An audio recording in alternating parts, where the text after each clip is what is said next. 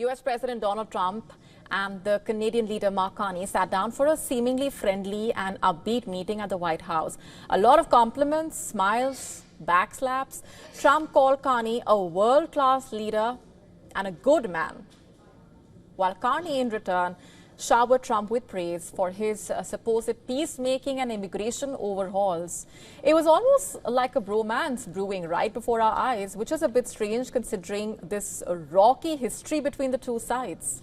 In fact, Trump once even suggested that Canada could become the 51st state of America, remember.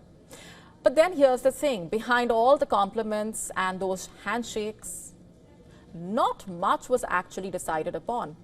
Trump, as usual, could not resist talking about the Democrats, immigration, and of course how Washington used to be a raging hellhole, in his words, before he took office. And when it comes to trade, Donald Trump said there is a natural conflict between the two countries over cars and steel.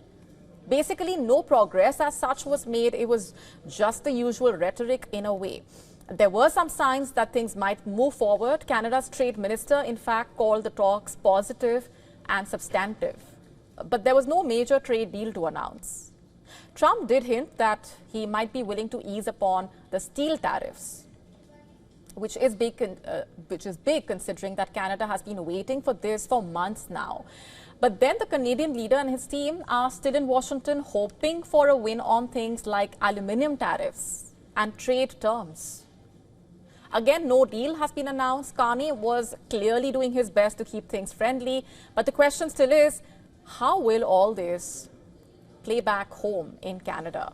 The Canadian public might not be so thrilled that their leader played nice in a way. And what impact will all of this really have, as he couldn't walk away with the concessions that his country was hoping for?